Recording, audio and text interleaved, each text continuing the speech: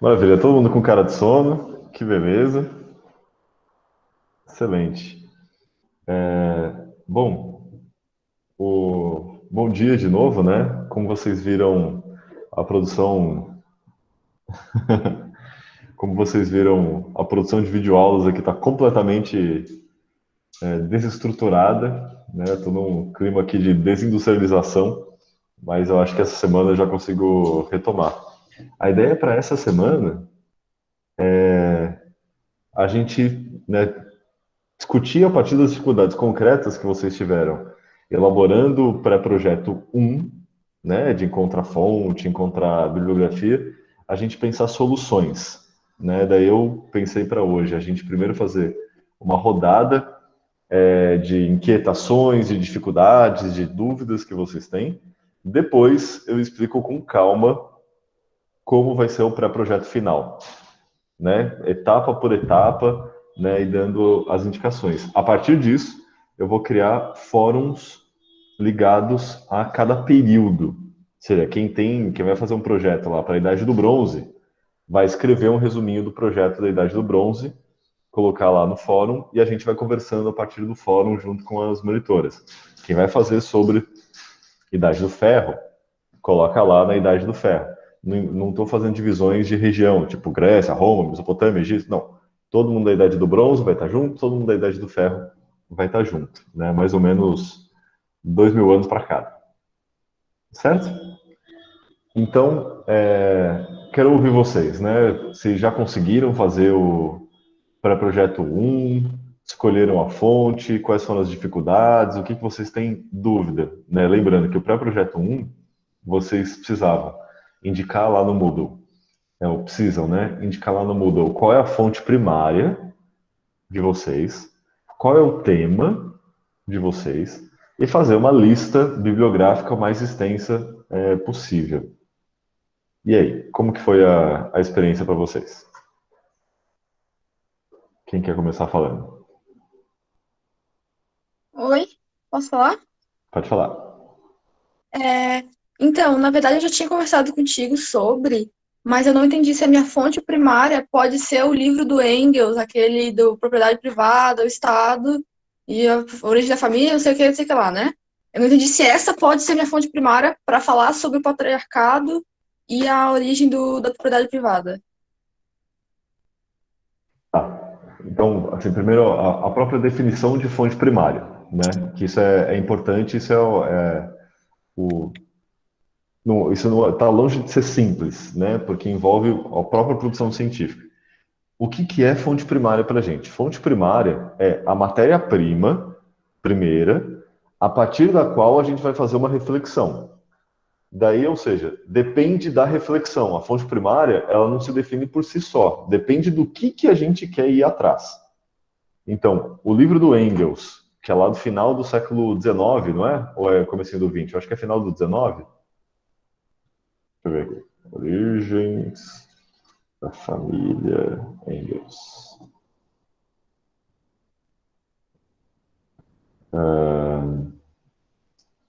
O livro foi publicado em 1877. Então, um livro publicado em 1877 é uma fonte primária? É. Para quê? Para a história do período em que ele foi publicado. Então, o livro do Engels é uma ótima fonte para a gente fazer uma história do final do século XIX. Ou seja, como as pessoas na Europa, no final do século XIX, imaginavam a origem da família, da propriedade privada, da desigualdade no tempo passado. Ou seja, a fonte primária ela está sempre ligada ao seu período de organização, de produção. Eu recomendei para vocês fortemente que vocês pegassem uma fonte primária da própria antiguidade. Ou seja, você pode partir do Engels, mas daí você procura a partir do que o Engels está falando que ele falou. Quais foram as fontes que ele usou? Daí você pode escolher uma fonte que ele usou e daí você oferece a sua leitura. Que fonte que ele usou? Não lembro. Né? Eu acho que ele faz referência à tragédia grega, mas a principal referência do Engels é um antropólogo britânico ou americano, esqueci.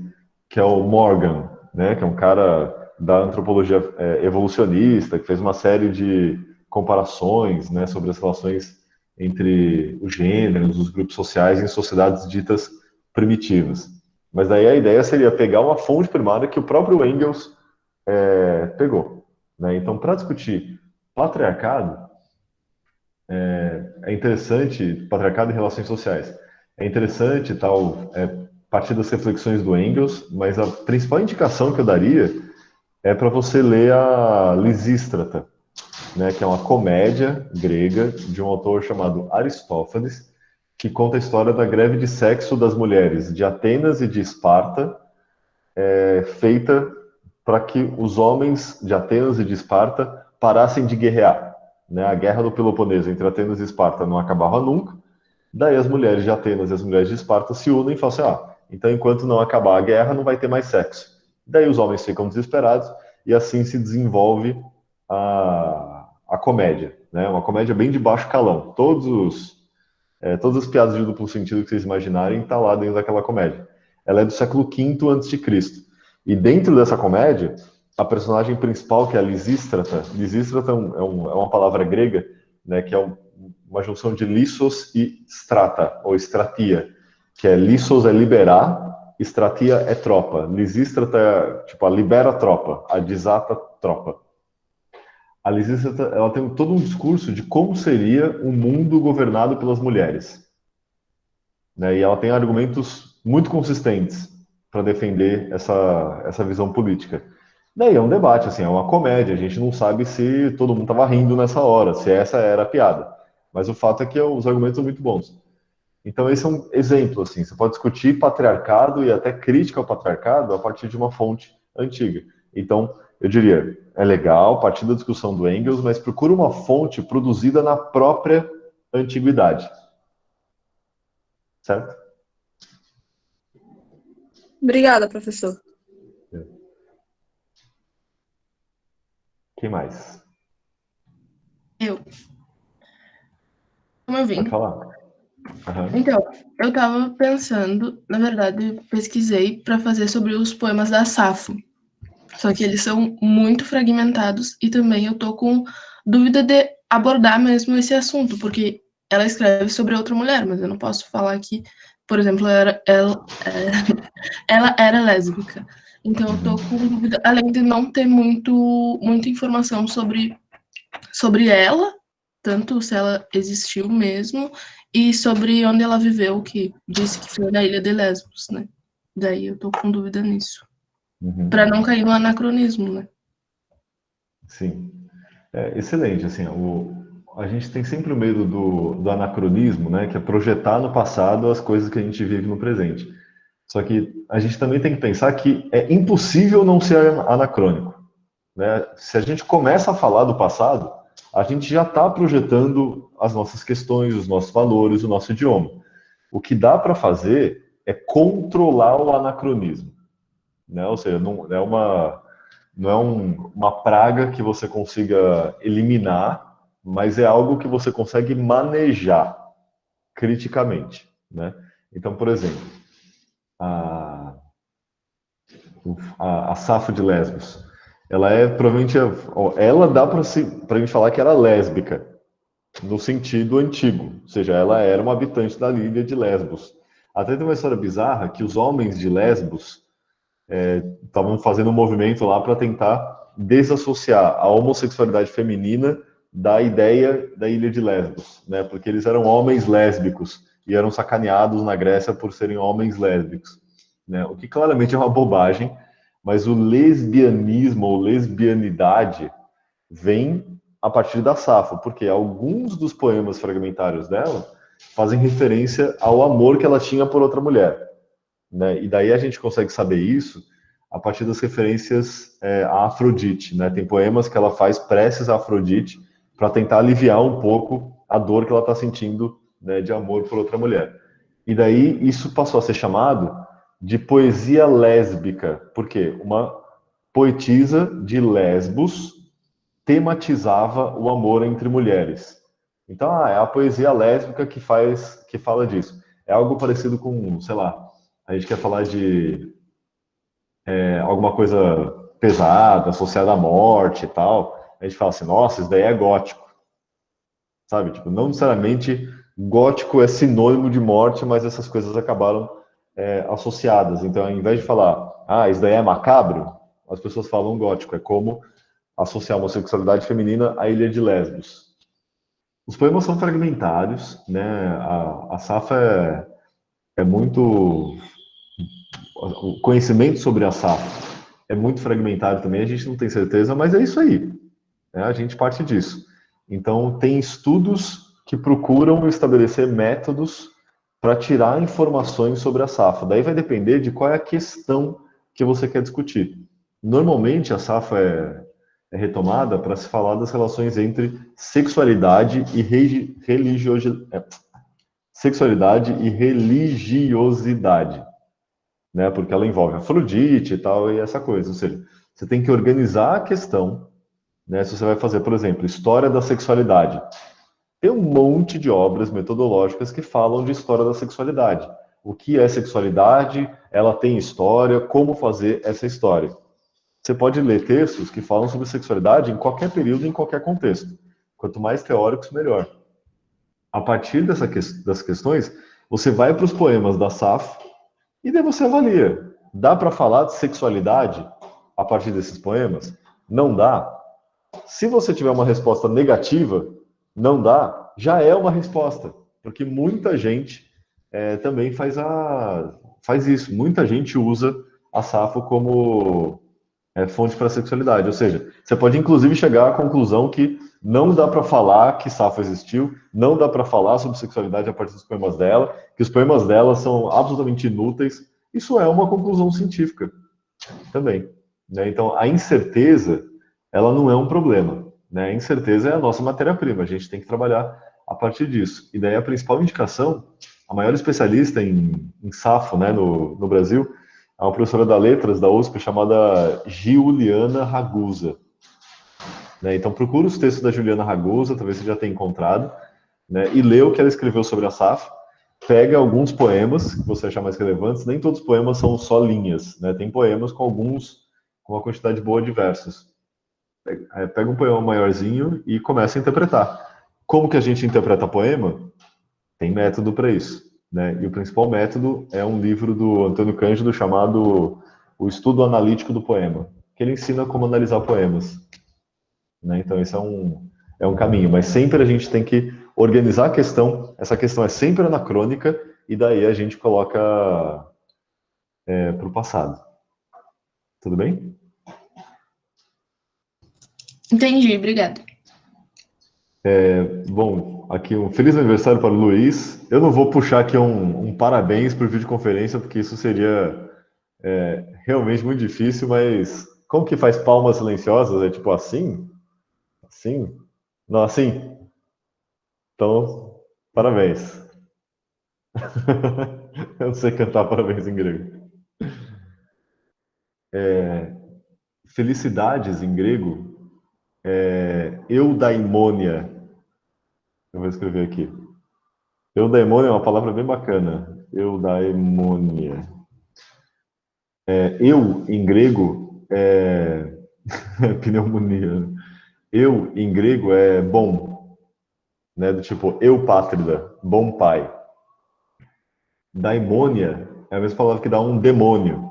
Então, eudaimonia é tipo um bom demônio. É assim que os gregos desejam felicidade um para os outros. Ah, um bom demônio!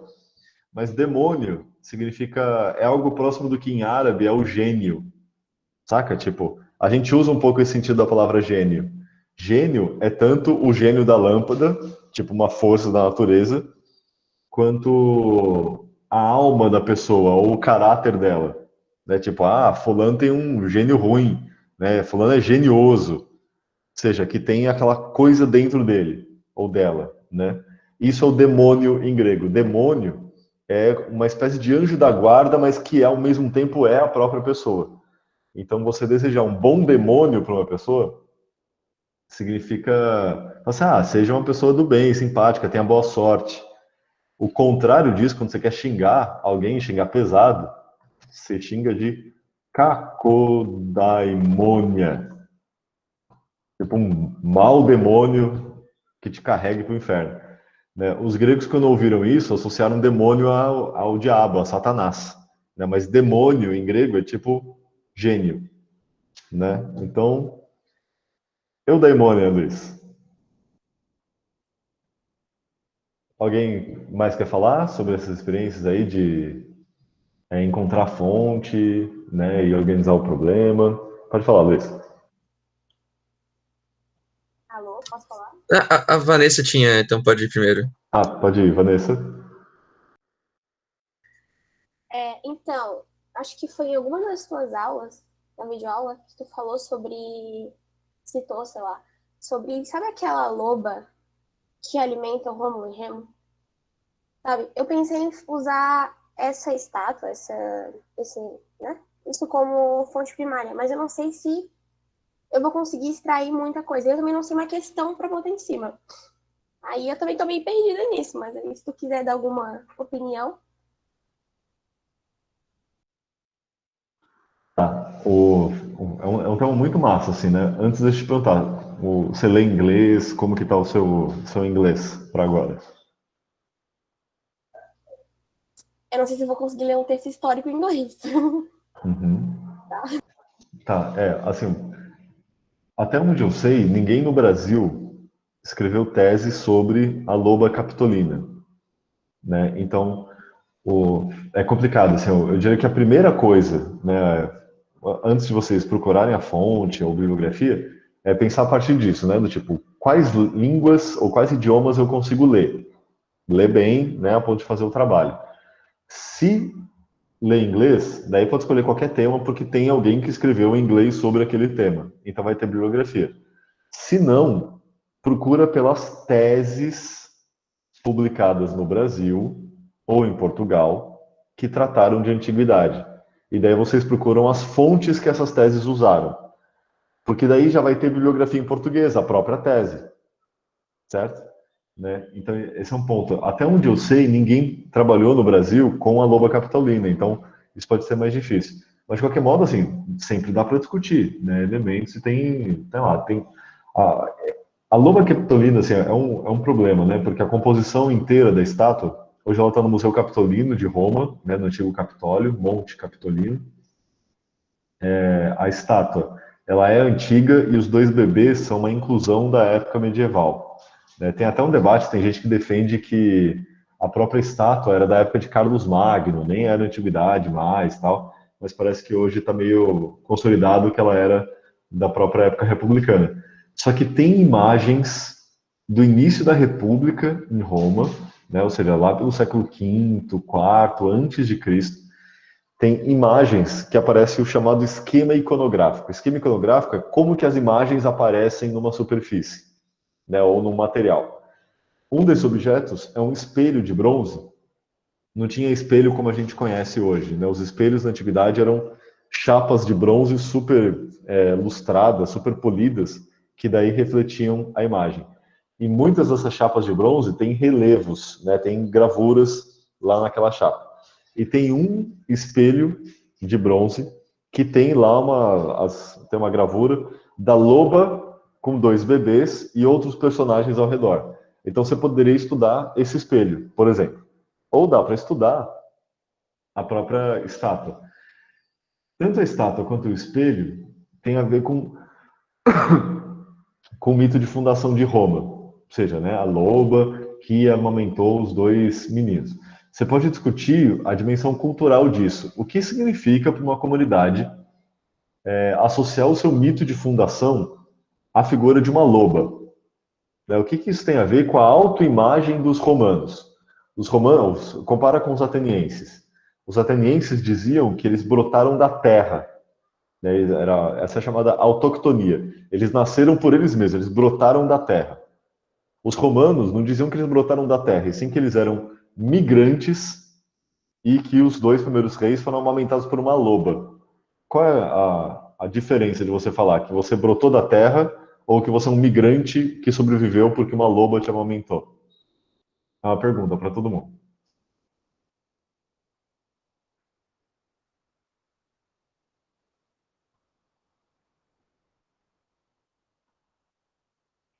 O silêncio.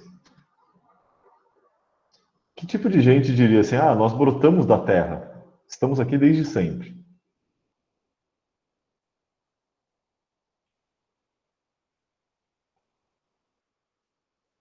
Aqui que surgiu diretamente dos deuses, a terra é uma deusa, mas pensa mais concretamente, né? Pessoas que falam assim, ah, sei lá, você é gaúcho, e da onde vieram os gaúchos? Os gaúchos brotaram do Pampa, eles não vieram, eles estão aqui desde sempre. Os muito confiantes. Os manés. Os manezinhos têm já uma identidade de migração fundamental. Mas imagina que eles falam assim, ah, o manezinho brotou em Floripa. Eles vieram do barro, mas daquele barro, né, local. Quando eu falo que eu brotei da terra, é nesse sentido, né, que a Vanessa aponta aqui.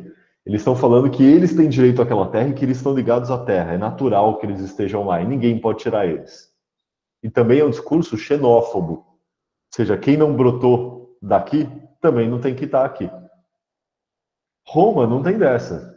A autoimagem de Roma é os dois reis foram amamentados por uma loba e depois a população que chegou eram os bandidos e degradados. Então os romanos eles não têm problema com a ideia de migração. Por outro lado, eles dizem que foram amamentados por uma loba. Ou seja, qual que é o efeito na personalidade de bebês amamentados por uma loba?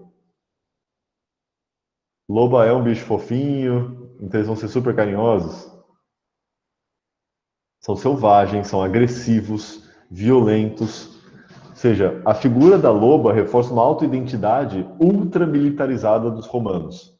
Eles são migrantes, eles chegam, eles conquistam, porque eles são naturalmente violentos, porque eles receberam a violência da loba. Reforça isso o fato de Rômulo e Remo, no mito, serem filhos do deus Marte. O deus Marte era o deus que cuidava de qual esfera da vida? Da guerra. Ou seja, isso tudo reforça uma autoimagem da guerra. Então você pode discutir essa questão. Como que os romanos representam a sua própria identidade por meio da escultura? Seja o relevo gravado no espelho, seja a estátua da loba. É claro que é um problema que a gente não sabe exatamente quando a estátua foi feita e nem onde ela era exposta. Mas essas questões você pode levantar e ver, assim, como que a bibliografia trata, né? Porque é todo um campo de estudos sobre a história da identidade romana. Daí você tem que ler textos teóricos sobre identidade. Me manda um e-mail que daí eu te passo o link, né? Ele tem um espelho de bronze com imagem da loba capitolina. Ele não tem um nome específico. Né? Daí você vai atrás de bibliografia teórica sobre o que é identidade. Você vai ler, por exemplo, que identidade ela nunca existe por ela mesma. A identidade sempre precisa da diferença. A gente sabe quem a gente é quando a gente sabe quem a gente não é. Certo? Então a gente tem que organizar isso. Quando os romanos estão fazendo isso, eles estão se opondo ao mundo. E eles se opõem ao mundo como? Né? Quais eram as referências que eles tinham?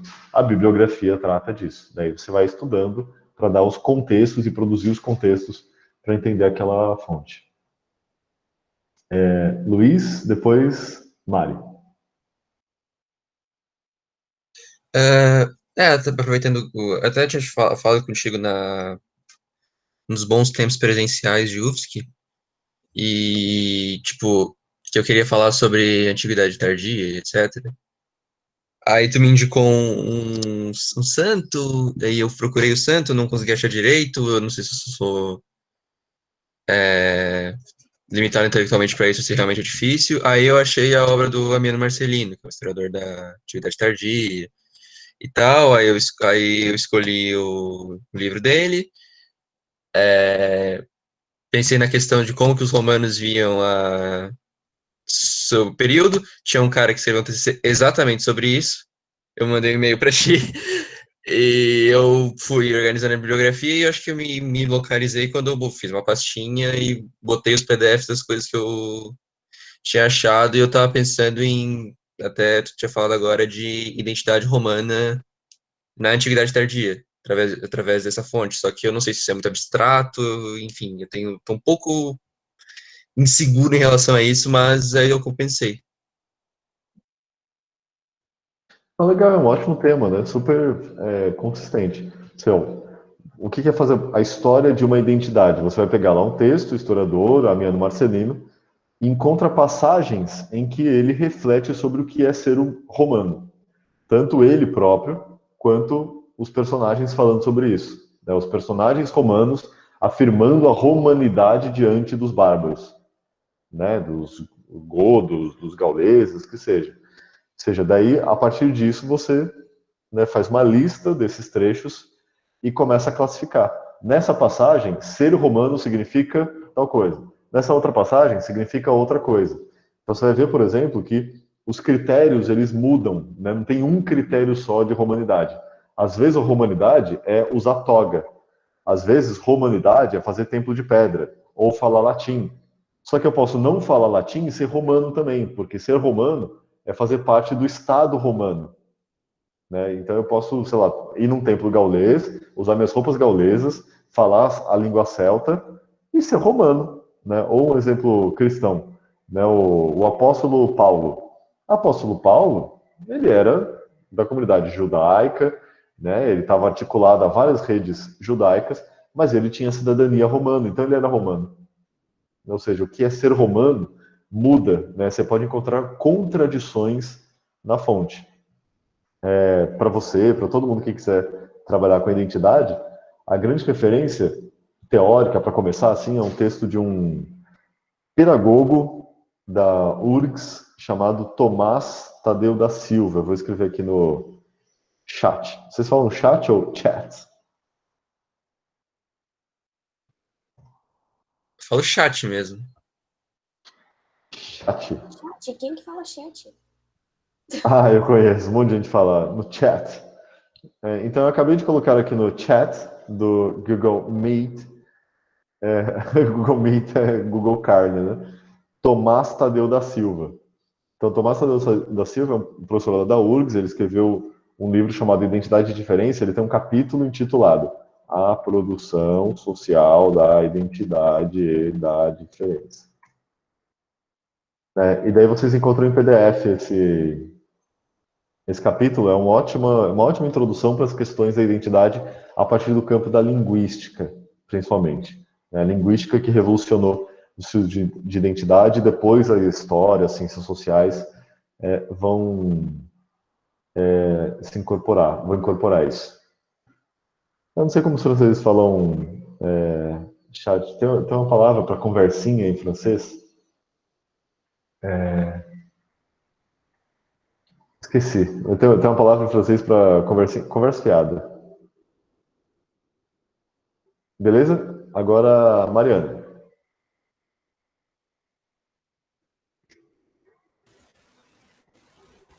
Oi. Eu queria. Esqueci do que.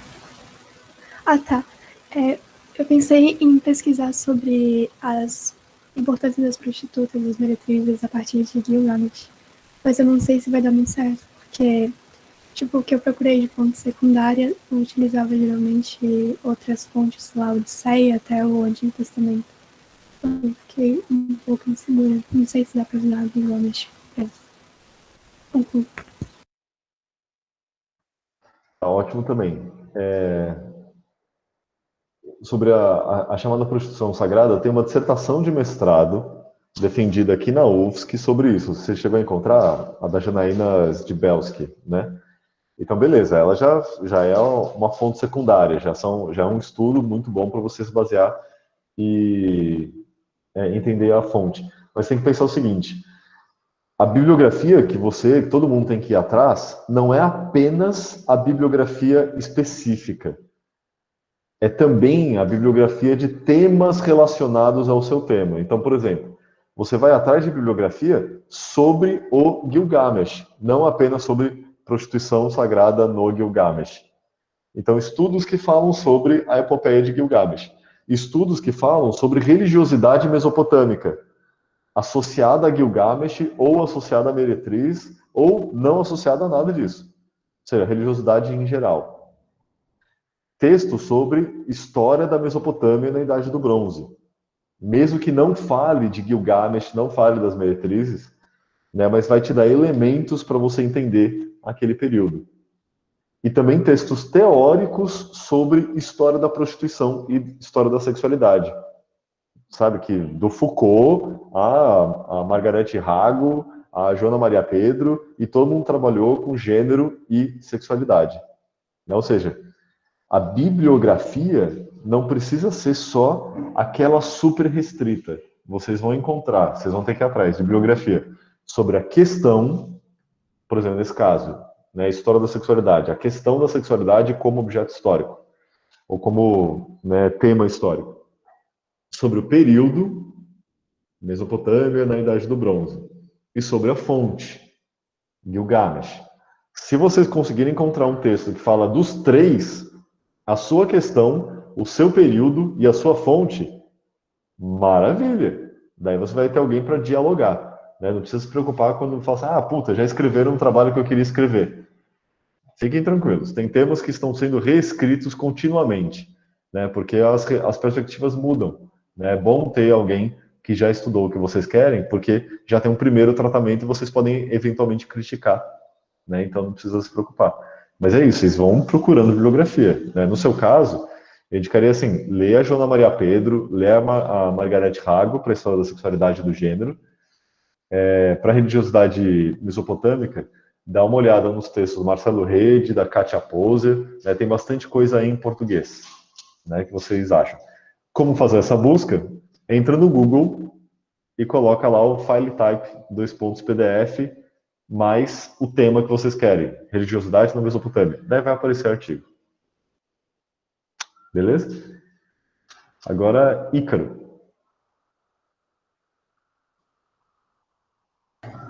Oi, tá dando para me ouvir? Eu resolvi fazer sobre a peça grega Tragédia Antígona. E... Peraí, só um momentinho que meus pais estão falando aqui.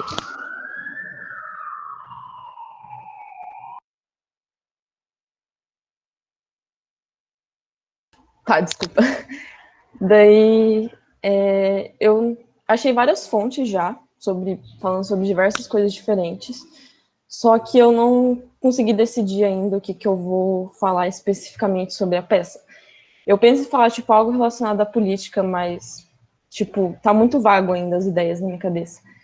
Porque, tem Creonte, que ele é um tirano, e tem a transgressão de Antígona, mas eu não sei o que exatamente sobre isso eu falo. Esse é o meu problema.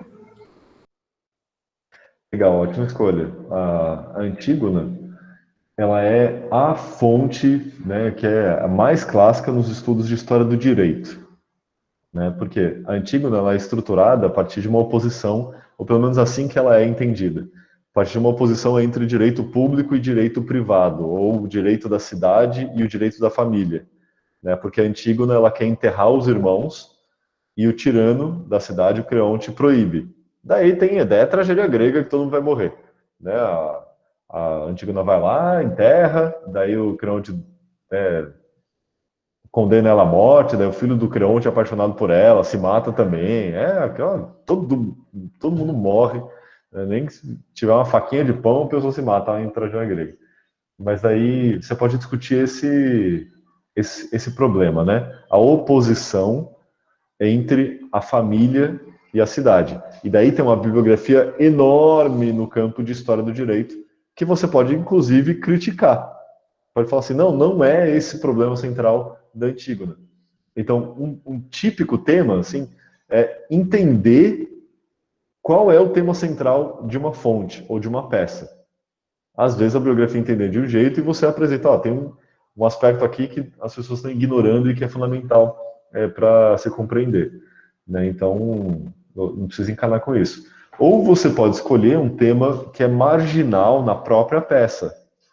Por exemplo, as representações da cidade de Tebas.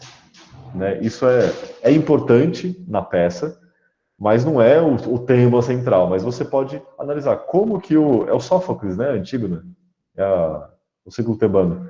Como que o Sófocles representa o espaço físico de Tebas? Sabe? Aparece que tipo de construção, quais são os cenários da peça, onde que as ações se desenrolam, no espaço intramuros, extramuros, as pessoas fazem o que dentro, fora dos muros, dentro de casa, qual casa, no espaço público, tem espaço público. Ou seja, você pode ler a Antígona, a peça inteira, e selecionar os trechos que fazem referência a espaços físicos da cidade. Esse é um exemplo, né? Ou você pode discutir a representação do feminino, né? Como que a mulher é representada naquela peça. Então, Antígona é a filha e irmã fiel, né? Que está lá fazendo tudo pela família. Ela acompanhou o pai barra irmão quando o Édipo se cegou, quando descobriu que ele tinha matado o pai e transado com a mãe. E agora ela está querendo fazer as honras para os irmãos, mesmo os irmãos tendo quase destruído a cidade de Tebas, né? Ou seja, você pode discutir esse tema, o que é ser mulher a partir da Antígona. Daí você pega trechos relevantes para discutir isso, tanto da Antígona quanto das outras mulheres que aparecem na peça, né? E daí, claro, procura bibliografia sobre a questão que você escolher. Se você escolher representações do espaço físico, vai ler sobre cultura material. Cultura material, história urbana, história do espaço. Se você escolher representação da mulher, gênero, né? História do gênero. Se você vai ler oposição entre cidade e família, né? Como você falou no começo, né? Pensar sobre as relações políticas, vai ler sobre história política, sobre o que é política na antiguidade, né? O conceito de política no contexto grego. Você vai encontrar 1 bilhão de textos e daí você vai filtrando, ver o que é mais relevante. Procura bibliografia sobre Sófocles e a peça. E procura bibliografia sobre Atenas no século V a.C. Né? Então, quanto mais você lê, melhor você vai entender o problema que você vai discutir. Certo? A próxima agora é a Lila. A Lila. Fala. Então, eu tô pesquisando a vida e o direito das mulheres a partir daquelas leis médio-assírias, da primeira placa. E aí eu tava tentando entender exatamente como é que eu posso fazer o método para entender a fonte, porque eu não sei se eu preciso escolher só um método de análise de fonte jurídica, ou se eu posso misturar isso com algum método de análise de fonte escrita. Se eu tenho que escolher só um caminho, ou se dá para fazer uma síntese de dois, ou algo nesse sentido. Eu estava com esta complicação. Beleza, né? Isso é uma ótima questão, né? Não existe regra fechada. Método, normalmente a gente, quando ouve método, a gente fala assim, tem uma regra fechada e tem um caminho certo para a gente seguir. Mas o método é o conjunto de procedimentos para você chegar onde você quer chegar. Alguns métodos levam a resultados que podem ser que não te interessem. Ou seja, é você que constrói o método no processo da própria pesquisa. Para isso, você pode pegar elementos de métodos diferentes, em função do que você quer discutir. Então, assim, você vai discutir lei, tem os métodos da pesquisa jurídica. Mas você quer, né, discutir outra questão, né, não a próprio estatuto da norma, daí os métodos da pesquisa jurídica não vão te ajudar tanto. Né? Métodos da pesquisa jurídica são ótimos para você refletir sobre o que é direito. Esse é o resultado entregue. É entregue ou entregado? Entregue. Outros métodos vão te apresentar outros resultados. Né? Eu sempre acho muito útil para qualquer análise de texto usar a linguística. Né? E tem um campo da linguística, né, que é o estudo da linguagem, chamada linguística pragmática, que estuda a linguagem na prática, a linguagem sendo usada. Né? Por exemplo, como que um texto diz coisas sem dizer. Né? Por exemplo, quando eu falo assim, eu sou branco, eu estou ao mesmo tempo dizendo, quando eu falo eu sou branco, que eu não sou negro, que eu não sou oriental, asiático, e por aí vai. Ou seja, eu estou dizendo coisas sem dizer. Esses são os implícitos. A linguística pragmática, ela oferece ferramentas para a gente reconhecer os discursos implícitos, reconhecer o que é subentendido. E, principalmente, essa ideia que eu acho que é mais importante, A linguística pragmática, ela mostra que a linguagem não serve apenas para descrever o mundo. A linguagem não é simplesmente, tipo, isto é um gato, né, para descrever a existência de um gato. A linguagem, ela produz realidade, ela produz o mundo. Essa é uma característica da língua que está ligado à própria performance. Por exemplo, quando eu digo enviem um trabalho até amanhã. Calma, é brincadeira. Mas quando eu falo isso, eu não estou dizendo, eu não estou descrevendo a realidade. A própria mensagem, ela está produzindo a realidade, ela está produzindo um efeito que é aumentar a quantidade de adrenalina que está circulando no sangue, né, de algumas pessoas. Ou seja, a palavra, ela cria coisas. Né? A gente tem um pouco eco disso na história lá do Gênesis, né, da Bíblia, que Jeová, ou Yahvé, na Bíblia, ele cria as coisas falando. É assim, né? E Deus disse, faça-se luz, né? Apareça o homem, os bichos, não sei o quê. Seja sempre por meio da fala. Porque, de fato, é assim que acontece. É a fala que produz. Quer dizer, a fala produz ações. Então, quando a gente fala, é como se a gente estivesse praticando uma ação. É um gesto. A linguística pragmática estuda a linguagem como um gesto. Fazer uma lei não é simplesmente escrever um texto. Fazer uma lei é construir e canalizar determinadas relações sociais. Então, eu gosto muito dos métodos da linguística pragmática. Tem gente que usa semiótica, que é organizar quadros de oposições. Tem gente que usa retórica, que é analisar como que os argumentos são construídos. São vários métodos. Você escolhe qual é o método mais eficiente. Quanto mais próximo do tipo de fonte que você encontrar, melhor. Só que pode acabar apontando para outras direções. Tipo, eu vou estudar lei e tenho que usar um método jurídico? Não necessariamente. É bom conhecer. Mas aí você avalia qual é o melhor caminho. Método significa caminho. Todo caminho se define por onde você quer chegar. Né? Não é o caminho que diz aonde você vai. É aonde você vai que diz qual que é o caminho. Certo? Gabriela? Oi, professor, dá para ouvir?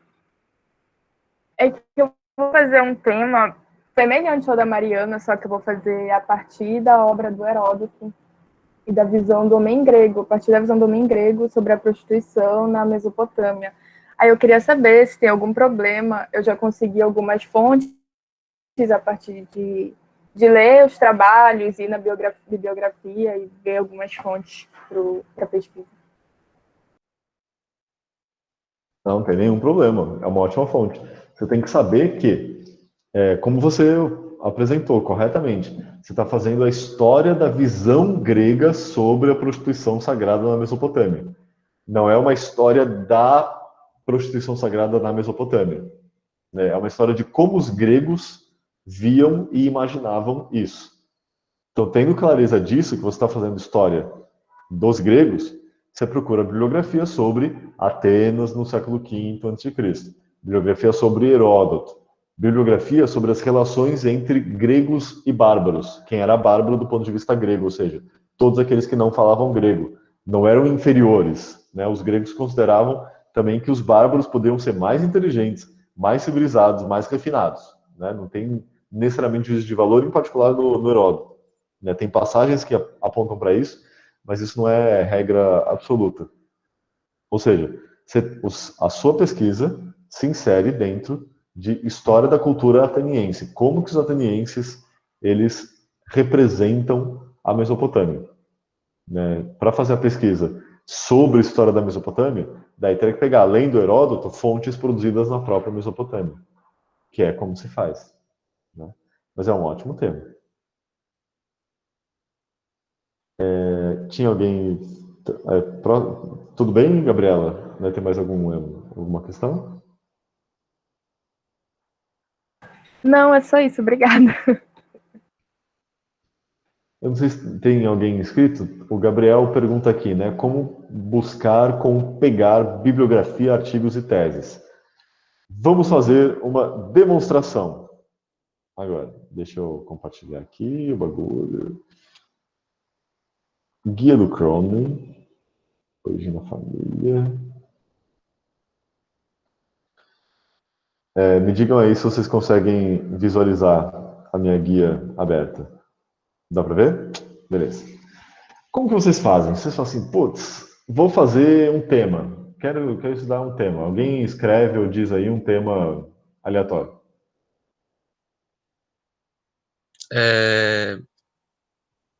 Pensei um negócio engraçado. Música celta.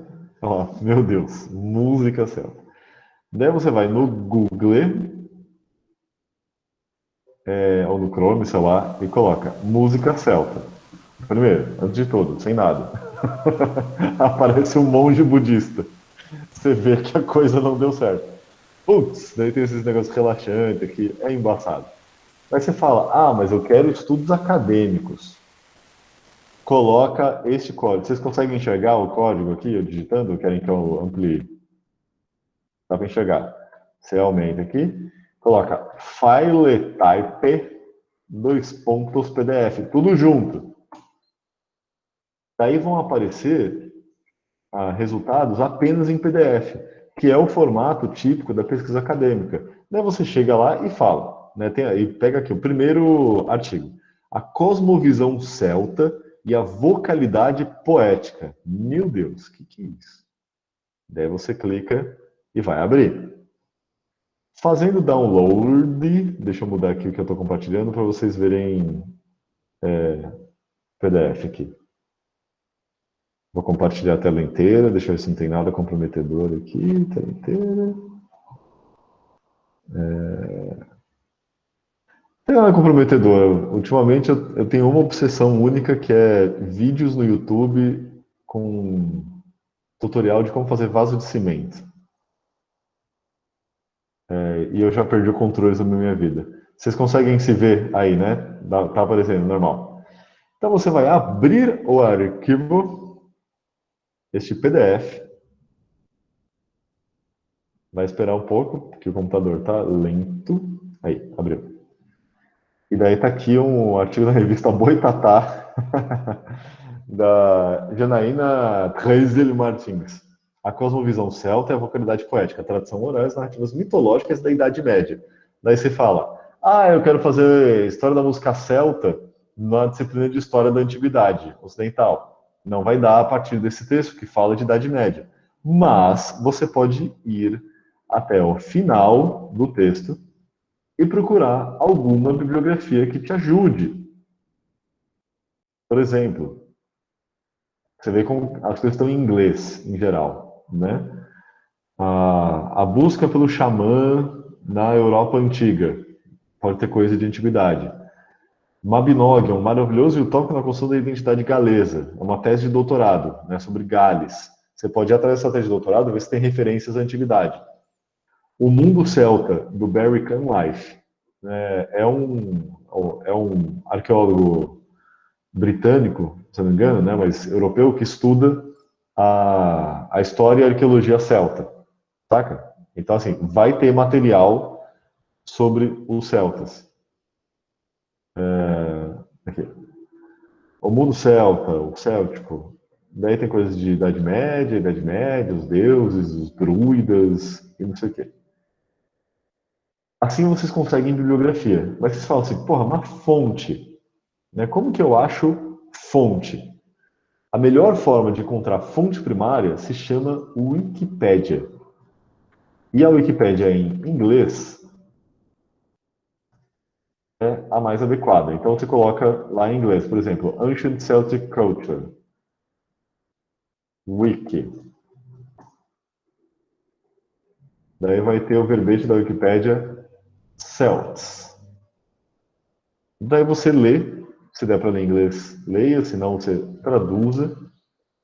E daí você vai ver aqui uma série de referências a contextos primários, do tipo o sítio de Latene, onde teve lá uma série de escavações que revelaram material celta, a cultura de Urnfield, a descrição de Júlio César, e por aí vai. Daí você quer a passagem exata daquilo, você vai nas notas, e daí aqui tem a indicação bibliográfica da onde as pessoas tiraram, encontraram fontes. Então, por exemplo, teve um texto aqui de uns espanhóis chamado Alberto Lorrio e o Ruiz ou Gonçalo Sapateiro, Os Celtas na Ibéria, uma visão geral. Você clica aqui, vamos ver se abre. Se tem em PDF.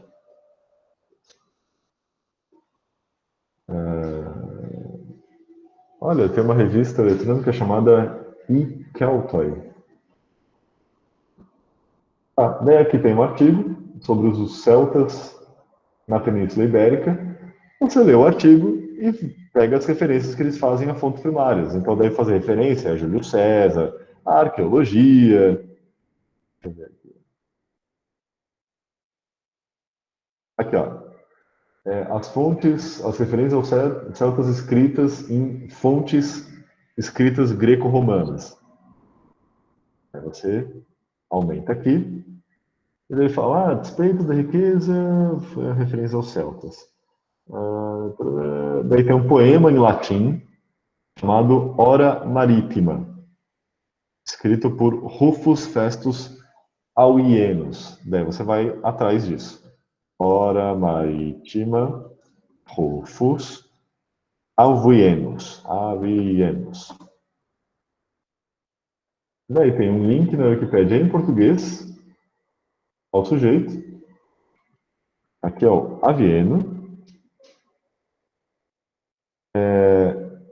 Não tem uma tradução, ao menos, disponível aqui em português, mas vai ter em espanhol. Deixa eu ver. Tem aqui, Hora Marítima. Vai na Wikipédia, pega as referências, e daí você tem aqui uma tradução do poema Hora Marítima, em latim, em castelhano e em francês. E em português. Mas esse livro é super antigo, 1880, então desencana. Daí é uma tradução em castelhano.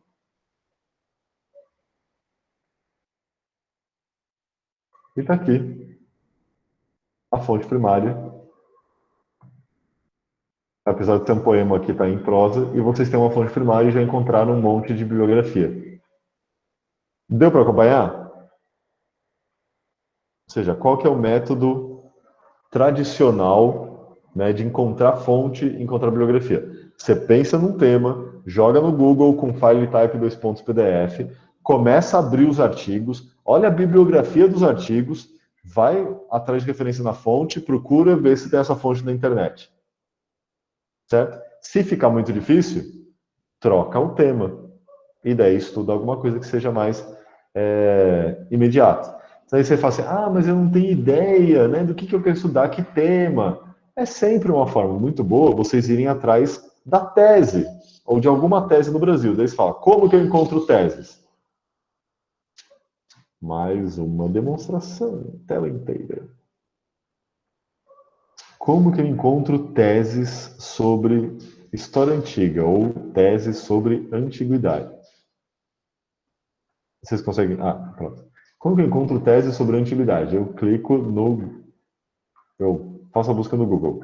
Antiguidade, teses. Daí vocês vão achar que teses que mencionam antiguidade, no geral. Eu nem coloquei FileType 2.pdf. Daí vai ter um monte de coisa. Daí você fala assim, mas eu quero tese não sobre antiguidade em geral. Eu quero tese sobre escravidão romana. Aí vocês vão encontrar artigos, livros, né, referências sobre escravidão romana. Para ser mais específico, coloca FileType 2.pdf. Vai achar, por exemplo, a tese do Fábio Duarte Joly, né, que foi colega, sobre escravidão romana. E daí tem a tese inteira, e ele tem aqui ao longo da tese, tem um monte de passagem. Deixa eu ver se eu consigo mostrar aqui. Passagens traduzidas de fonte. Então, por exemplo, aqui tem um trecho do Sêneca, que é um autor romano, do século II depois de Cristo, que que escreveu cartas para um personagem grande imaginário, o Lucílio, citando um filósofo grego chamado Epicuro. Daí o Sêneca escreveu nessa carta. Diz Epicuro, é um bem desejável conservar a alegria em plena pobreza. Daí o Sêneca raciocina, e com razão, pois se há alegria, não pode haver pobreza. Não é pobre quem tem pouco, mas sim quem deseja mais. Queres saber qual a justa medida das riquezas? Primeiro, aquilo que é necessário. Segundo, aquilo que é suficiente. Vocês podem usar esse trecho para fazer, por exemplo, uma história das concepções romanas da riqueza e da pobreza. Aí você fala assim, eu quero aprofundar isso. Tem aqui a referência. Ep.2,6.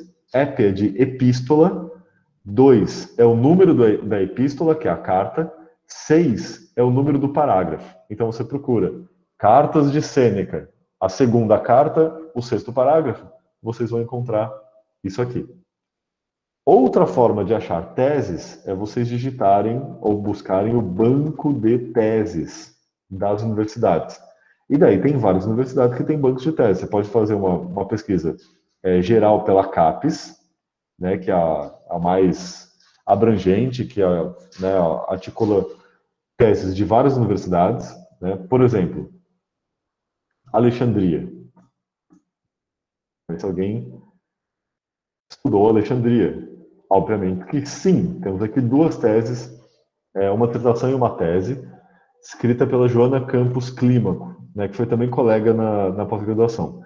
Então aqui vocês têm acesso à dissertação de mestrado da Joana. Vocês vão aqui embaixo e podem clicar aqui, download do texto completo. Vai redirecionar para o banco de teses da USP, onde a dissertação foi defendida. Vocês vêm aqui embaixo e clicam no link e vai baixar a tese. Está aqui, uma tese sobre cultura e poder na Alexandria na época romana. A Joana estudou uns panfletos de rebeldes de Alexandria, no Egito, contra o Império Romano. E daí aqui tem toda a discussão bibliográfica que vocês vão se apropriar e colocar no projeto. E também tem trechos traduzidos desse panfleto. Sacaram?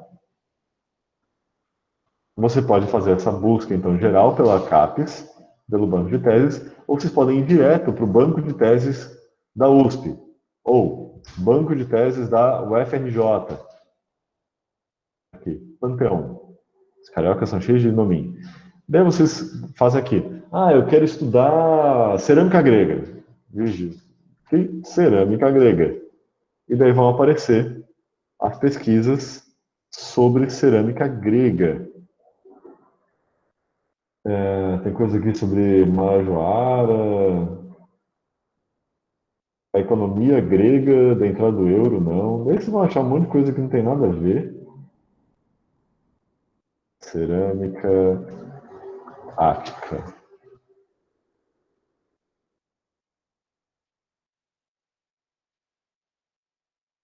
Tem um monte de tese na UFRJ de cerâmica ática. Às vezes esses sistemas não ajudam, então você coloca assim, cerâmica ática, tese, UFRJ. E daí também não vai aparecer. Ou seja, para circunscrever a pesquisa, você coloca entre aspas, cerâmica ática. Tá aqui. Daí tem um artigo sobre atletas na imagética ática de Atenas, né, do século V a.C., de um professor e um aluno lá da UFRJ, né, o Fábio Lessa. E aí você vai vendo aqui o artigo, e daí tem as imagens dos atletas. Né, aqui um atleta lançando disco, pelado, os gregos faziam esporte pelado, que é um negócio lamentável. E tem umas imagens aqui com resolução quebrada e tal, mas ao longo do artigo vocês pegam a referência a esse vaso, vocês podem achar na internet. Então é isso. Vai sempre atrás do Google para circunscrever o tema. Coloca entre parênteses, para facilitar, coloca FileType, .pdf. E daí vocês vão acabar achando, por exemplo, essa do José Roberto de Paiva Gomes. elaborando um campo de experimentação comparada a partir das funções sociais das musicistas, citaristas, hetairas, com a das pedagogas representadas nos vasos áticos durante a tirania dos Pisístrates. Nunca façam isso, nunca façam um título enorme. Assim, primeiro elemento do título, coloca um negócio poético, tipo o som e a fúria. E daí o subtítulo explica, né, o que vocês vão trabalhar, mas, nossa, título muito grande é embaçado. As pessoas fazem também, né? Normal, isso é coisa da ciência exata. E daí, o que ele está fazendo aqui? Ele vai comparar as prostitutas ou acompanhantes gregas que tocavam música com as mulheres dedicadas à criação dos filhos, tal como elas são representadas nos vasos de Atenas. Então, vamos pegar aqui um exemplo.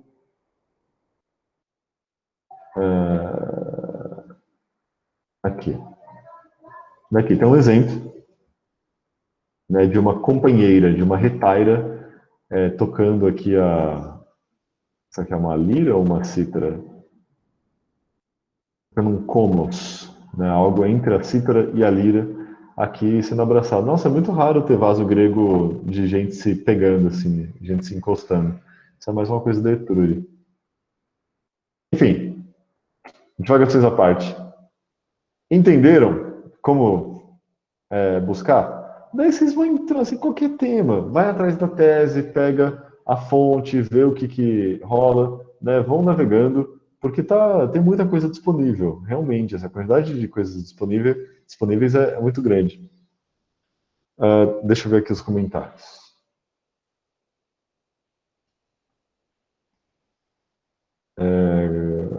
Grupo de história não apoia a pirataria. Deixa eu ver. Ó, quero falar sobre Cleópatra, mas não sei exatamente por onde definir meu foco. Professor, eu pretendo falar sobre a questão da... Ah, não, é outra, né? Estou vendo aqui. Cleópatra. Melhor fonte para Cleópatra é uma biografia de Antônio, escrita por um grego chamado Plutarco. Então, leia a vida de Antônio, escrita por Plutarco, e daí olha o que o Plutarco fala sobre a Cleópatra. Né? E daí você vai elaborar um tema. Né? Normalmente o tema é a relação entre sexualidade e política, né? Como que Cleópatra articulava isso, mas daí tem que saber que é um grego representando a Cleópatra a partir do seu ponto de vista e defendendo o Império Romano, né? Então vale a pena ir para a fonte. Se vocês quiserem trabalhar com uma imagem de Cleópatra é mais complexo, eu diria para começar pela vida de Antônio, é uma fonte do século II depois de Cristo. Da Carolina Cardoso, sobre a questão da religião, a comparação entre gregos e catolicismo, mas não sei um tema relevante a isso. Tá, para começar, essa é uma super questão, né, sobre religiosidade grega e cristã e paganismo e tal. Agora, o caso é encontrar fonte, né? Você pode procurar tanto imagens dos primeiros cristãos, né, iconografia do cristianismo primitivo, e analisar como que os cristãos representavam corpos humanos. Né? Os judeus, eles têm um tabu, eles não podem representar corpos humanos em imagem. Né? Desde o problema lá Era uma ovelha de ouro de Moisés? Ou cordeiro de ouro? Era um cordeiro de ouro, né? Desde a história do cordeiro de ouro lá, Moisés fez o cordeiro de ouro, os caras começaram a cultuar, daí foi, melhor parar. Daí proibiram de fazer imagens, né, de seres humanos e animais. Já os cristãos vão fazer. Da onde que os cristãos vão pegar repertórios de imagem para falar de Jesus? Então, por exemplo, um repertório bastante, um esquema iconográfico bastante comum é Jesus, pastor, carregando um cordeiro, né, nas costas. Vocês já viram essa imagem? Né, Jesus carregando pelos dois pés esse cordeiro. Deixa eu ver se eu acho aqui. Cordeiro em inglês.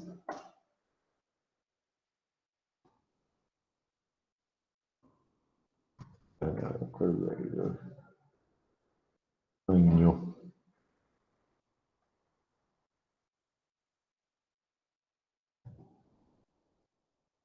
Só um minutinho. Jesus, Land, Image.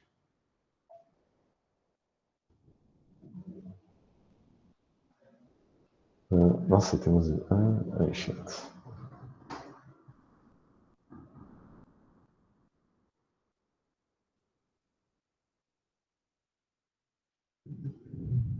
Early Christian.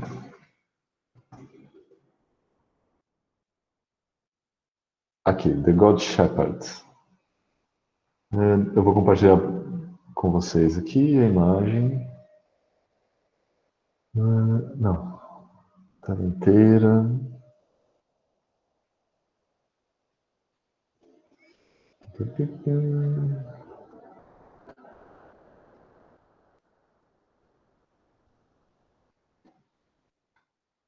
Estão vendo aí já, né? Bom, se vocês procurarem aqui por Jesus, Cordeiro, principalmente em inglês, né? Jesus, Lamb, Early Christian, vocês vão acabar nesta imagem. A imagem do bom pastor. Segundo aqui, a Wikipédia, é uma imagem da Antiguidade Tardia, né? Feita entre 300 e 350. Que é o pastor, aqui é a imagem do pastor segurando a ovelha que está associada ao mito a parábola do bom pastor do Novo Testamento. Essa imagem, esse esquema iconográfico, é derivado de um esquema iconográfico grego, em particular de uma estátua chamada o Moskóforos, o Moscóforo, que é uma imagem arcaica que foi encontrada na Acrópole de Atenas. Ela foi dedicada possivelmente no entre o século VII e o século VI a.C. Então vocês podem perceber que o esquema iconográfico é semelhante, né? O pastor levando aqui, isso aqui é um bezerro, na verdade, né? Não é um cordeiro, mas é algo semelhante ao esquema iconográfico que depois vai ser incorporado pelos cristãos. Então, o que eu estou dizendo com isso? Os cristãos, eles precisavam elaborar imagens que representassem as passagens bíblicas. Eles vão encontrar essas imagens no repertório de imagens que eles chamam de pagãs. Sacaram? Então, vocês podem, né, trabalhar com isso. A incorporação de imagens não cristãs dentro da iconografia ou do imaginário cristão. Mas como que eu vou saber dessas coisas? Procura livros de história da arte. Pegam lá um livro de história da arte, né, de arte cristã, de arte grega, de arte romana, e começa a encontrar paralelo. Faz uma pesquisa típica de história da arte. Pede ajuda para a Daniela, né, e articula essas coisas. Pede ajuda para mim, para as monitoras também, claro. Né, e daí vão vendo esses elementos. Então, essa é uma das formas de pensar isso. Outra forma é analisar como que os primeiros cristãos representam a religiosidade pagã. Texto de Santo Agostinho falando sobre isso. Texto de Clemente de Alexandria falando sobre isso. Os cristãos, eles adoram filosofia grega, mas detestam os rituais gregos de religião. Então, pega um texto que fala sobre isso, por exemplo. Ou seja, a comparação que eu fiz é uma comparação super geral. O pré-projeto ele tem que ser mais específico. Certo? Deixa eu ver aqui mais comentários.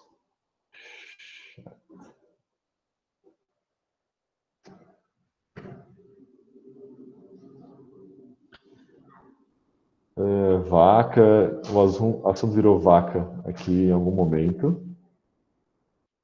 Deixa eu ver, Cleópatra, religião. Se a fonte primária for em outra língua, se for o caso de citar, tem que traduzir ou pode deixar no original? Pode deixar no original. Depende muito do público, né? Como o público sou eu, pode deixar no original. Se vocês fossem escrever para um público mais amplo, daí é legal traduzir. Normalmente as revistas acadêmicas estabelecem isso como regra. A Ana Carolina Cardoso especifica aqui os sacrifícios do altar, daí pode falar de textos cristãos falando sobre sacrifício. Se não me engano, é Clemente de Alexandria que trata disso.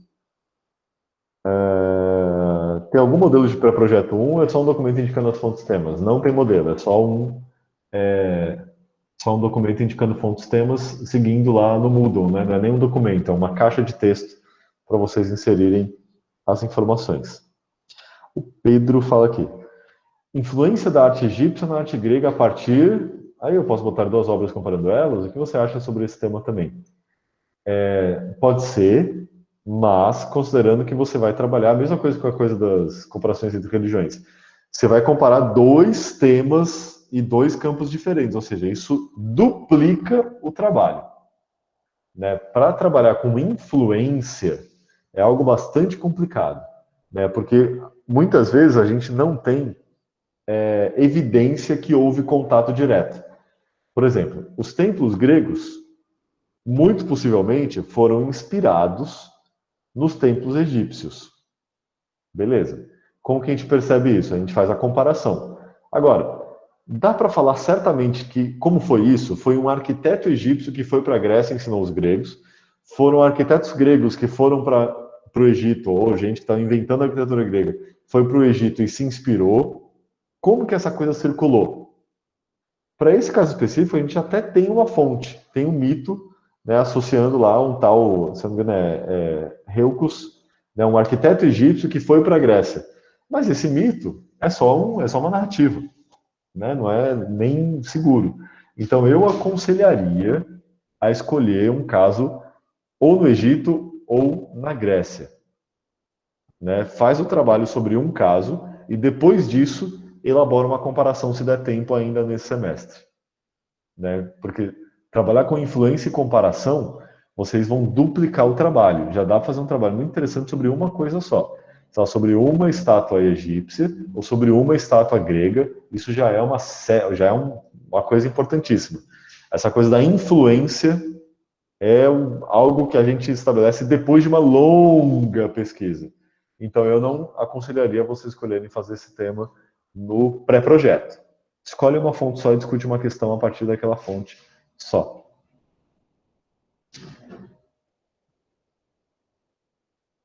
Vaca, cordeiro. Relações entre mitologia e guerra e usar o Laocoonte como fonte primária, mas não sei se usa o Laocoonte em Ilíada, ou apenas a estátua, ou as duas. É a mesma questão, Iago. Você pode escolher as 2 fontes e duplica o trabalho, você vai ter que entender tanto da Ilíada quanto da escultura helenística do Laocoonte, ou escolhe uma só delas. Daí você decide.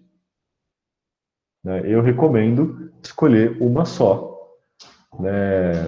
Como a estátua do Laocoonte é super complexa, a história dela, eu recomendaria você começar pela Ilíada. Faz um pré-projeto sobre a Ilíada, depois se você quiser desenvolver o tema, está livre. Né? Pode desenvolver, pode fazer iniciação científica comigo, dá para ir para frente. Né? Vocês têm que pensar nisso. O pré-projeto é um treino. Vocês estão aprendendo a fazer pesquisa. Vocês podem ou não fazer essa pesquisa no futuro. Não tentem resolver os grandes enigmas do universo no pré-projeto. Certo? Quanto mais humildes vocês forem, melhor vai ficar o pré-projeto. Vocês vão ver que a contribuição que a gente dá para o conhecimento científico, ela é bem pequena, mas é uma contribuição pequena que tem que ser segura, tem que ser bem feita. Não adianta nada querer dar um passo muito largo sem ter fundamento, você vai cair. Ou seja, não vai contribuir em nada para o conhecimento científico. Às vezes as pessoas têm essa neura de falar, nossa, a tese de doutorado de fulano tem 500 páginas, é um tema super específico. Isso não faz sentido, né? Estudaram lá a bactéria que fica no ânus de uma minhoca em alface apodrecida depois de 5 dias. É uma tese inteira sobre a bactéria que só acontece aí. Isso daí não serve para nada. A gente tem que fazer pesquisa sobre coisas gerais. Calma. Manja, a gente tem que estudar aquilo que é importante. Para trazer alguma coisa nova, fatalmente a gente vai falar sobre pouca coisa, porque não dá para estudar questões muito grandes e ao mesmo tempo manter o rigor científico. Só que um monte de gente fazendo essas pesquisinhas, a gente consegue depois juntar esses elementos e oferecer sínteses. Mas para você oferecer uma síntese, você tem que saber como construir conhecimento novo. É por isso que eu estou falando, não encanem com um tema que seja muito específico. É assim mesmo. É assim que a ciência avança. Saca? Depois disso, vocês conseguem dá algo novo, né? Dá uma interpretação mais geral, mas antes tem que aprender a fazer. Não adianta tentar pular a etapa, já ir para as interpretações de como era a história da Grécia Antiga. Não, vocês podem fazer isso, mas depois de aprender a fazer pesquisa. O que eu pedi para vocês enviarem é o chamado pré-projeto 1. Só a primeira parte, só falar qual é a fonte primária, lista de livros e qual é o tema, livros e artigos. A partir disso, a gente vai começar a construir o pré-projeto, a versão final, que vocês vão mandar no final do semestre. Aqui a Lila fala: pelo que eu entendi, o livro em inglês, onde eu estou lendo a tradução das tabuinhas, combina umas 4 ou 5 traduções diferentes. É possível que seja isso mesmo, né? Porque às vezes tem várias versões para o mesmo texto. Né? E é o editor que está escolhendo o que ele vai fazer. Isso é uma história engraçada para Homero. O Gustavo, né? Vocês assistiram a entrevista do Gustavo falando sobre Homero. Ele tem uma ideia muito boa sobre Homero. Os manuscritos que a gente tem da Ilíada, às vezes eles são discordantes para alguns versos.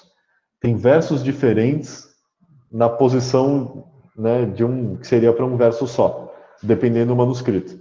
Ou seja, é o editor que vai escrever o texto original, que vai publicar o texto original, que escolhe qual verso de qual manuscrito que ele vai utilizar no texto original. Sacaram? Ou seja, o que o Gustavo diz? A Ilíada ainda está sendo escrita, porque dependendo da escolha do editor hoje, sai um poema original diferente. Ou seja, eu não estou falando nem da tradução, estou falando do texto original. Porque se tem versões discordantes, eu vou ter que escolher uma. Na nota, eu posso até colocar que tem outros versos, mas eu vou ter que escolher uma. Né? A Epopeia de Gilgamesh, traduzida pelo Jacinto, ele está usando uma edição original, né, produzida há pouco tempo. Né? Mas existem edições originais diferentes. Esses poemas continuam sendo escritos. Poliana pergunta: queria falar sobre a política aristotélica, mas não tenho certeza se é um bom tema de pesquisa. É um ótimo tema de pesquisa, mas daí você tem que selecionar. A Política de Aristóteles é um livro muito grande. Daí você escolhe um tema, por exemplo, as concepções de Aristóteles sobre o que é escravidão. Daí pega os trechos na Política que falam sobre escravos. Ou as ideias de Aristóteles sobre enriquecimento. É a pesquisa chamada, em Aristóteles, chama crematística, a arte de ganhar dinheiro. Daí você analisa segundo Aristóteles, como se ganha dinheiro. E daí você entende por que Aristóteles tenta entender por que Aristóteles falou ou escreveu o que ele escreveu. Na verdade, falou o que ele falou porque políticas são anotações de alunos, né, dos cursos do Aristóteles. Ou seja, é um ótimo tema, mas você tem que diminuir. Né, algo específico da política de Aristóteles. Alguém mais, pessoal? Já estamos chegando a 1h30. Mais nenhuma dúvida? Então, olha só. O que eu quero só terminar agora em 5 minutinhos é falar para vocês como vai ser o pré-projeto final. Deixa eu compartilhar aqui uma guia do Chrome. Tarefa. Como vai ser o pré-projeto final? Eu não coloquei pré-projeto final porque seria muita contradição, pré e final. Então eu coloquei pré-projeto 2, última versão.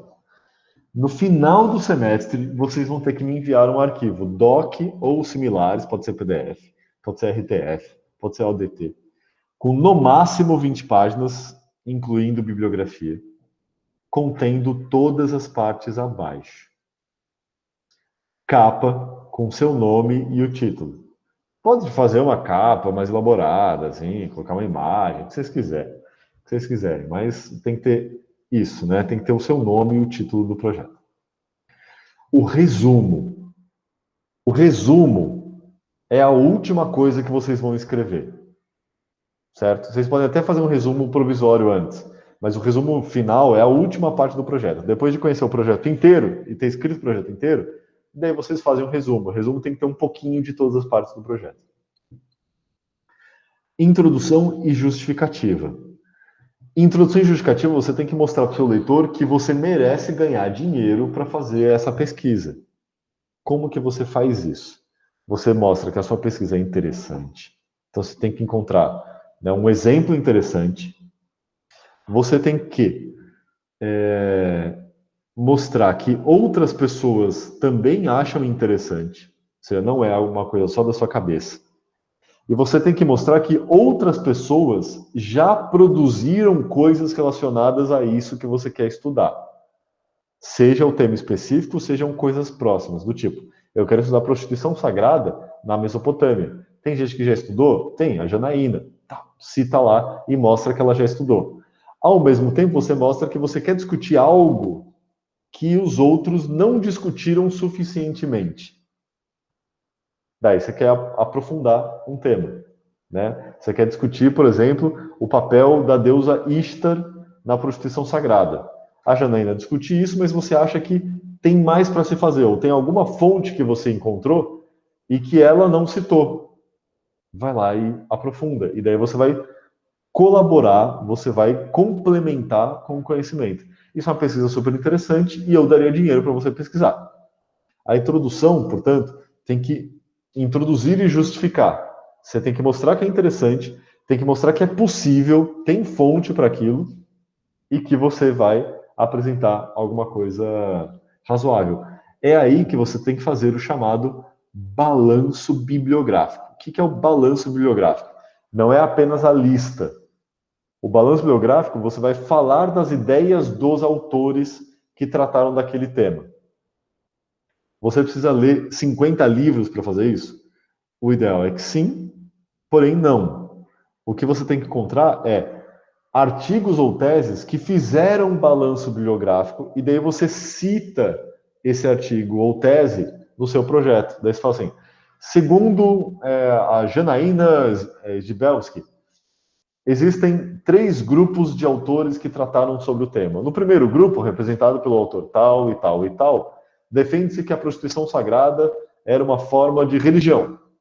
No segundo grupo, defende-se que era uma forma de sociabilidade. E daí você cita os autores que essa autora citou. Todo texto acadêmico razoável começa com um balanço bibliográfico sobre aquilo que ele vai falar. Então você pode citar o balanço bibliográfico feito por outro autor. Sempre cita.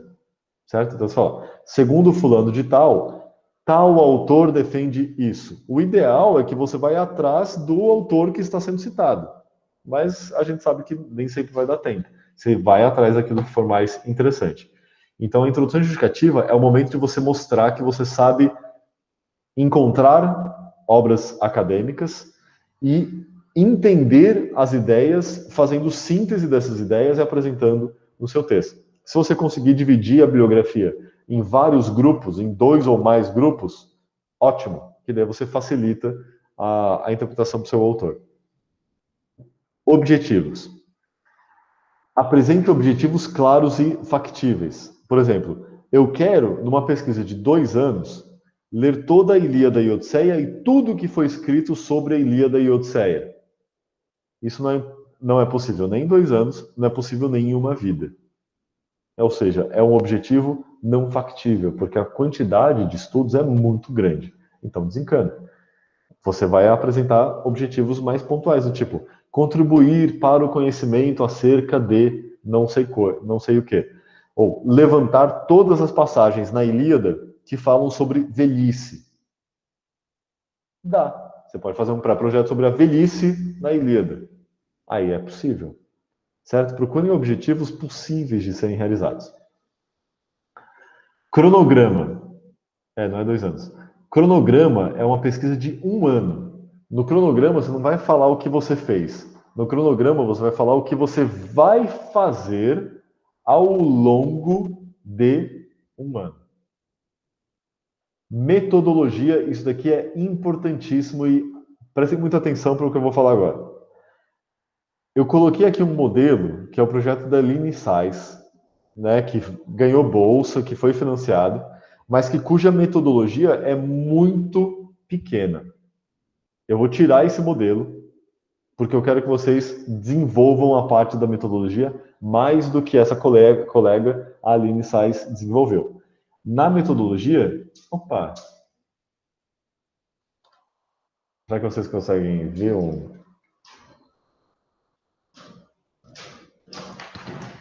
Conseguiram ver o Beija-Flor? Deu para ver? A imagem está super pequena, né? Tudo bem, depois eu tento. Na verdade, na próxima atividade síncrona, eu vou ficar de... Eu vou mudar a posição aqui, daí dá para ver a casinha de pássaro e o beija-flor e eles vão aparecer. Eu não faço isso agora porque se eu levantar e tá gravando, vai ser complicado. Tá, onde que a gente estava? Na metodologia, você vai apresentar detalhadamente a sua fonte primária, ou seja, todas as... Ai, reapareceu. Enfim, eu vou ficar falando isso, depois eu mostro. Vocês vão apresentar todas as informações sobre data, sobre onde que o negócio foi encontrado, quando foi publicado, esse tipo de coisa. Tudo, detalhadamente, todas as informações da sua fonte. E apresentar um método de análise. Por exemplo, eu vou analisar um poema, eu tenho que usar um método literário de análise. Eu vou analisar um vaso, eu tenho que usar um método arqueológico, ceramológico de análise. Eu vou analisar uma pintura, eu tenho que usar um método iconográfico de análise. Como que eu aprendo esses métodos? Eu vou atrás da bibliografia. Iconografia, metodologia, FileType, 2.pdf. E ler um artigo, e essa é a hora de você citar. Explica o método que você vai analisar, a fonte, o método que você vai usar para analisar a fonte que você detalhou nessa mesma sessão. Certo? Então eu quero que aqui vocês mostrem que vocês sabem encontrar uma fonte e sabem analisar uma fonte. Se puder dar um exemplo de análise, melhor ainda. Tudo com base na bibliografia especializada. Vocês não podem tirar isso da sua cabeça. Podem até ter ideias próprias, claro. Mas a gente só sabe que a gente tem ideia própria depois de ler tudo sobre o tema. A chance enorme é que a gente ache que está sendo original inventando um negócio que já se sabe há pelo menos 300 anos. Então leiam as coisas e citem a bibliografia. E na bibliografia vocês vão colocar livros e artigos que foram e que serão utilizados. A bibliografia do projeto também é parte do projeto. É aquilo que vocês vão utilizar. Não é só a bibliografia citada. É também o que vocês vão ler ao longo de um ano. Tudo bem? É isso que eu quero que vocês façam. Né? Entregando para o projeto 1, eu e as monitoras, a gente vai dar as respostas, comentando cada projeto com indicações, e daí vocês começam a escrever esse trabalho final, que é trabalhoso, não é fácil, é difícil, existe tanto trabalho manual quanto trabalho intelectual mesmo. Você tem que entender bem o que você vai estudar. E a gente só entende o que a gente está estudando. Então, vai seguindo. Deixa eu ver se alguém falou alguma coisa aqui. Marina queria tratar sobre economia, mas estou sentindo meio perdida. Tem que tratar sobre fonte primária. Depende, Marina. Se você lê em inglês, a coisa é mais fácil. Se você não lê inglês, eu te recomendaria ler a Política de Aristóteles, a parte que ele fala sobre crematística, né, que tem uma ótima passagem. Tem uma outra fonte grega do Xenofonte, chamada Econômico, que é uma reflexão sobre questões econômicas. Economia, para o Xenofonte, envolve também a gestão da esposa. E é uma forma excelente de entender a diferença, né? Gestão da esposa e dos filhos, a gente não chama de economia, os gregos chamavam. Ou fontes romanas, que falam sobre agricultura, né? O clássico é o Tratado sobre Agricultura do Columela, né? Então procura, né, fontes que falam de economia. Eu tenho uma ex-aluna de graduação que está fazendo doutorado sobre a participação das mulheres no comércio da Mesopotâmia no período paleobabilônico, né? A Anita Fattori, ela faz essa pesquisa. E ela está traduzindo as cartas, pode conversar com ela, pode procurar os textos que ela acabou de publicar um artigo na revista Mare Nostrum, né? Essa é uma outra coisa que vocês podem procurar, os periódicos de história antiga. Entra lá no portal, no www.gtantiga.com, dá uma olhada nos periódicos que eu listei lá no site, e daí vocês vão achar um monte de revista. Uma delas é a revista Mare Nostrum, acabou de lançar um dossiê sobre gênero na antiguidade, e tem um artigo da Anita Fattori falando sobre gênero e comércio na Mesopotâmia. E lá ela faz referências a fontes primárias também, né? Mas assim, tem que procurar, né? A Vitória fala sobre... o Gustavo pergunta, pré-projeto é qualquer assunto dessa disciplina? Define-se pela fonte primária. Qualquer fonte primária produzida entre o Afeganistão e Portugal de 3.200 a 800 a.C. a 800 depois de Cristo. Dá para mudar de tema depois de mandar o pré-projeto 1? Dá. Vitória. Influência da religião nos Jogos Olímpicos da Grécia Antiga. Você acha melhor mudar e focar só em um tema? Aí não é bem influência, porque os Jogos Olímpicos eram religião. Né? Jogos Olímpicos é um festival religioso em homenagem a Zeus. Né? Não dá para separar esporte e religião. Então é um ótimo tema. Você está analisando, não é a influência, mas é o aspecto religioso ou o aspecto atlético da religião, ou o aspecto religioso do esporte. Mas são duas coisas inseparáveis. É um ótimo tema. Dá para analisar isso a partir da iconografia, né? Só que daí não é Jogos Olímpicos, né? Tem muita imagem em cerâmica grega dos Jogos Panatenaicos, que era um outro festival, não a Zeus, mas a Atena. Mas daí nos vasos tem a imagem das práticas atléticas. E daí tem um monte de bibliografia sobre isso. Procura sobre atletismo na Grécia Antiga, que você vai achar muito material. Sobre Jogos Olímpicos, tem poemas, né, escritos para os vencedores, de um poeta grego chamado Píndaro. Ele escreveu um monte de poeta para campeão olímpico. Um monte de poema para campeão olímpico. O Lucas tem uma pergunta. Fala, Lucas, pode perguntar. Oi, eu queria fazer sobre, tipo, pegando planta de... Eu tinha falado isso na última aula, que eu queria fazer uma planta de uma cidade, mas, assim, eu tô procurando aqui, desesperado, tentando achar o que eu quero achar, uma planta feita por alguém naquela época, e um desenho feito, e eu não... Impossível de achar. Aí tu tinha me mostrado um site que tem o desenho que fizeram da escavação da Ilha de Delos, da cidade antiga na Ilha de Delos.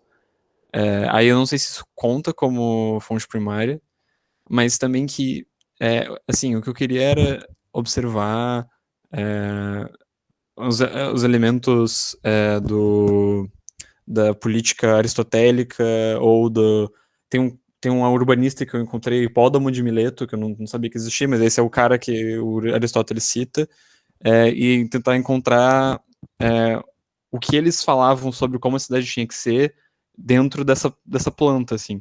Mas eu percebi que não dá, o que é muito complicado de achar bibliografias que me ajudem com isso. Elas vão falar muito sobre como que o planejamento urbano era, mas nada que me... Enfim, aí eu tenho meu plano B, que é pegar a conquista da Gália, do Júlio César, e só, tipo, falar sobre como que a imagem do inimigo, do estrangeiro é construída a partir do império, né, do centro, assim, como as narrativas são criadas pelos dominantes, digamos assim. Aí eu não sei o que fazer, assim. Legal, são dois temas ótimos, né?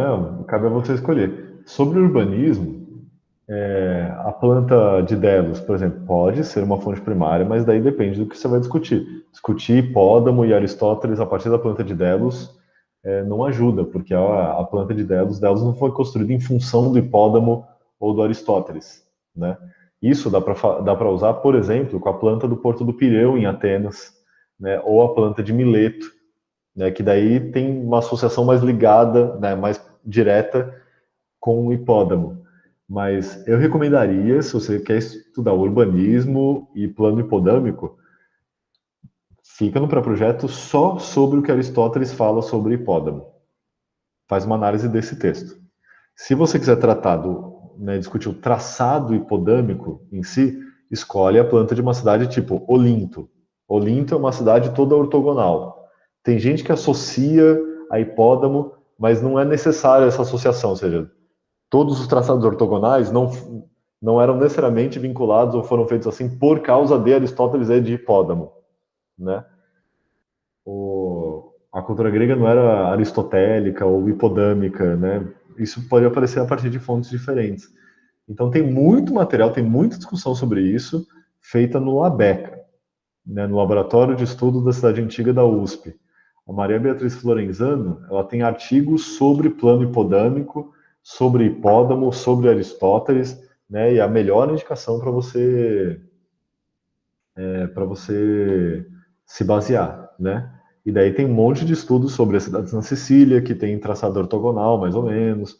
Tem uma dissertação que eu fui banca de um pesquisador chamado Renan Peixoto, que ele estudou também o traçado muito antes, assim, 300 anos antes de hipódamo, já tinha traçado ortogonal, né? Então ele estudou essas formas em particular na Sicília. Então você pode partir disso, mas eu te diria, escolha uma fonte. Você vai ser hipódamo e Aristóteles? É hipódamo e Aristóteles. Se você quer discutir traçado urbano e diferenciação funcional, daí escolhe uma cidade, mas deixa Aristóteles e hipódamo, né, só como auxílio, não como fonte primária, né? Se é Júlio César e os gauleses, pode ser também, mas é outra pesquisa.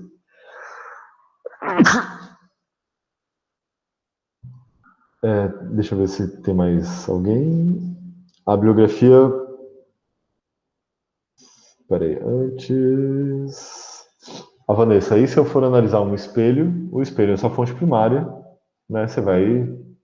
Não entendi. Você não quer me explicar, Vanessa? Sim. Eu mandei como você estava falando de método. Aí tu disse, se tu for estudar uma cerâmica, tu vai usar tal método. Aí eu fiquei na dúvida, e se eu for analisar um espelho, como tu tinha dito antes, eu uso o método de analisar a imagem mesmo, tipo, como se fosse uma pintura?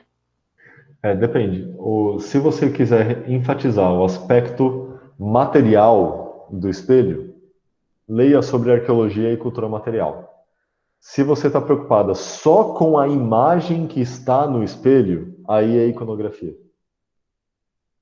Né? Eu recomendo, assim, vai para a cultura material, leia texto sobre cultura material. Né? O que é um artefato. A Lília pergunta aqui se a biografia tem que ser definida toda agora. Não, a biografia vai construindo. O que eu quero que vocês mostrem agora é que vocês são capazes de encontrar 30 referências, livros e artigos. Né? Mas vocês podem encontrar muito mais, quanto mais, melhor. PCC também é qualquer assunto da disciplina. É igual ao projeto. Desculpa, o PCC é o assunto do pré-projeto. O PCC, vocês vão pegar o tema do pré-projeto e levar para fora da universidade de alguma maneira. Visitação, roteiro histórico, aula em escola, tanto faz, mas é o mesmo tema do pré-projeto. Vou deixar a aula disponível lá no Moodle, né? Eu estou gravando a última aula, eu acho que eu não coloquei ainda no Moodle, eu vou colocar amanhã de manhã às 2, né, dessa discussão. Eu não coloco ela aberta no YouTube, né? Só quem tem o link que consegue acessar lá no canal do Mitra. Legal, saúde, obrigado, beleza. É isso. Alguém tem mais alguma questão urgente? Pra gente resolver? Eu vou criar, portanto, os fóruns, lá, fóruns divididos por período, e daí eu quero que cada um de vocês, né, manda o pré-projeto 1 e escreve um post lá no fórum, resuminho de todos os projetos, e a gente vai conversando a partir de lá, uma espécie de orientação contínua coletiva. E daí, claro, leiam os outros exemplos, né, de pesquisa para vocês se inspirarem também. Certo? Então, gente, ficamos por aqui. Tem mais uma pergunta. A gente pode retirar depois da bibliografia? Pode. Tudo na vida é provisório, né? Como diriam os budistas, tudo é provisório. Tudo pode mudar. O importante é que essa mudança seja consciente e controlada, né? Que tenha sentido. Beleza?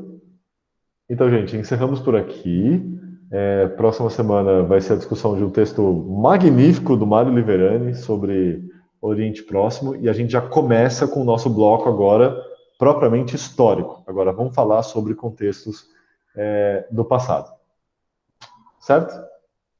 E outra coisa, esqueci. Hoje, 4 da tarde, vamos fazer uma reunião aberta do MITRA, que é o Laboratório de História Antiga Global, vocês já devem estar sabendo.